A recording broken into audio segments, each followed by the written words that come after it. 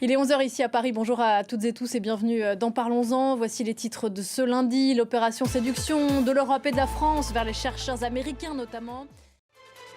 Choose Europe for Science, choisissez l'Europe pour la science. L'appel du pied en grande pompe du président français et de la patronne de la Commission européenne aux chercheurs étrangers. James André, bonjour. Vous êtes devant la Sorbonne. Bonjour. Paris évoque de possibles incitations financières pour attirer ces chercheurs du monde entier, mais d'abord américains. Oui, absolument.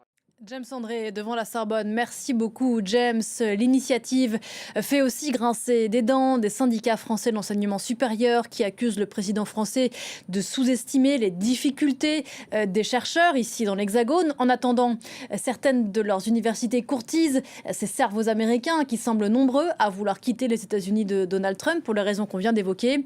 Illustration à la fac d'Aix-Marseille où on a reçu 300 candidatures en quelques semaines. Voilà pour ce sommet, cette conférence aujourd'hui à la Sorbonne et à suivre la prise de parole qu'on suivra en direct d'Emmanuel Macron d'ici une demi-heure. C'est le fait politique à présent avec vous Flore Simon. Bonjour Flore. Bonjour Pauline. L'actualité politique de ce début de semaine, c'est Bruno Retailleau qui durcit le ton sur les naturalisations. Oui, voilà, le ministre de l'Intérieur, Bruno Retailleau, qui a fait de sa lutte contre l'immigration illégale un de ses combats. Merci beaucoup Flore, c'était le fait politique. L'actualité de ce lundi, c'est aussi la Roumanie, pays membre de l'Union européenne qui confirme son virage nationaliste.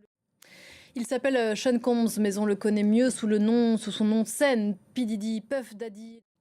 Et puis on vient de l'apprendre, 2 Belges ont été tués à Petra en Jordanie. Parlons-en, continue juste après ça.